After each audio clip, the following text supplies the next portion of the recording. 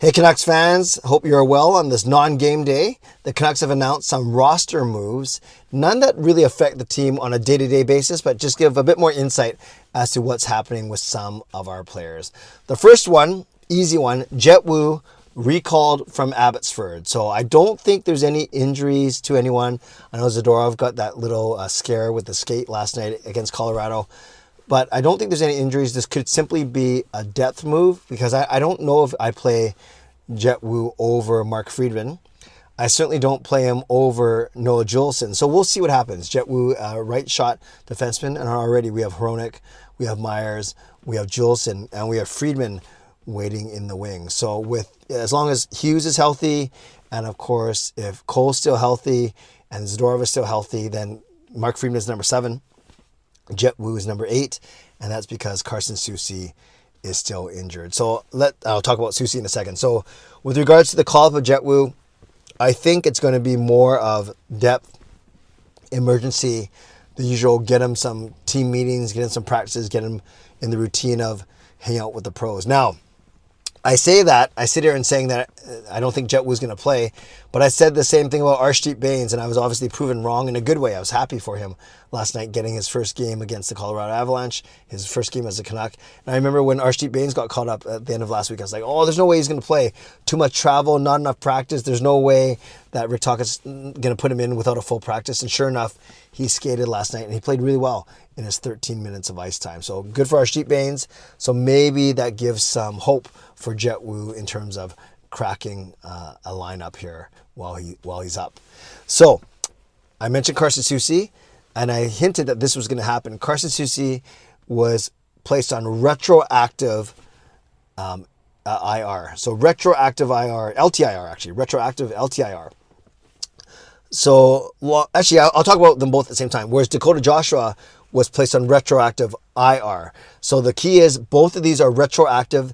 That means all the cap hit, all the accruing of savings, it goes back to the day that each of these guys were injured. So that's what the retroactive means. It doesn't mean they're adding up any time at the end. It means they're actually simply accounting for it from a cap hit standpoint from the day these guys got injured. The difference between IR and LTIR is time. On regular injured reserve, what Dakota Joshua is on, it's missing a minimum of 7 games. Sorry, 7 days, not 7 games, 7 days, 7 days. So that's regular injured reserve. Whereas long-term injury reserve is you miss a minimum of 10 games and 24 days. So basically you're out at least a month and you have to miss 10 games. Now the difference is with regular injured reserve, as I mentioned last week, is you get to free up the roster spot. So it doesn't count as one of the 23 active spots, but the salary still counts against the cap. So you still have to be wise that way. Whereas LTIR, you get the roster spot, obviously, and then you actually get relief. Now you don't get all of Carson Susi's salary in relief. It depends how close you are to the upper limit. And the closer you are to the upper limit, the more savings that you'll get. But the key here is that going back to, and you might be saying, well, Clay, why did they wait so long for either of these guys to put them on retroactive? A lot of times, yeah. So on one hand, yes, you're kind of penalizing yourself in terms of with Dakota Joshua. If you already know, I guess no matter what, you're penalizing yourself. If Joshua is on regular injured reserve and not on LTIR, no matter if you place him on IR or not, his cap's going to count against the cap hit. Against the total salary cap. So what I was going to say is there's really no disadvantage for not placing them on when they got injured because of you can do it retroactively. So that means for Dakota Joshua, they go back. Remember, he got hurt playing against Chicago a week ago, actually yesterday.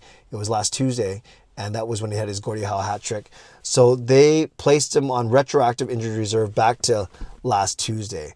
So no cap savings with this move, but because IR counts against your cap, but it just means that if he's, it just means that he's going to be out longer than the 7 days. Because otherwise, if he was ready to play tomorrow, then they wouldn't have done this. They would have just put him in the lineup tomorrow because his cap hit was still counting against the cap. With Carson Susi, the fact that you go back to when he got injured, the reason why you don't do that right away is because just in case he's not out for 10 games, just in case he's not out for 24 days. So I'm guessing, I don't know the exact date he got injured. I'm guessing it's around the 24 day mark right now. I'm guessing it's around the 10 game mark. So if you see that Carson Susi is nowhere close to returning, that's why you put him on the injured reserve, the LTIR, retroactively. And now, since whatever day he got injured, I think it was at the end of January, that would make sense, middle of January, end of January, that's why it's 24 days now. You get to start to accrue cap space, the LTIR space, from the day he got injured. So that's you're not penalized for doing it 24 days later because you can do it retroactively. So that's why you do things retroactively. First, you wait to see if the guy's going to come back or not. And then, as you saw with the Dakota Joshua situation, you have to determine, okay, if he's not going to come back for a while, we're going to get his cap, his salary is taken against the cap anyways. We might as well move him to the injured reserve list, and then that way we free up a roster spot as long as you can fit him in, right? If you don't put him on the IR, then Dakota Joshua is sitting there taking a roster spot, and his cap is counting against the cap, salary cap, no matter what, his salary. With regards to Carson Susi, you want to wait to see if he's going to come back prior to that month expiring. Obviously not. So today's probably when the 24 days expired. Now you backdate it, and then you kind of go from there and start to accrue savings. So that, for some of you, that might have helped. For some of you, I might have confused you even more. And for some of you, you might not even care. But the point is, don't expect Susi back for a little while longer. I've been hearing closer to the trade deadline, so maybe another 2 weeks. Dakota Joshua, I wouldn't expect him back anytime soon. Otherwise, they wouldn't have put him on the injured reserve list. And then for Jett Woo, kind of hit miss, 50-50, whether or not we're actually going to see him in the lineup. I would say no. I'd venture no. But then we saw that Archie Bains got in way sooner than I thought that he would, and he played quite well yesterday. Otherwise, Canucks fans, I hope you're doing well, that you're not too down about the 3-game losing streak.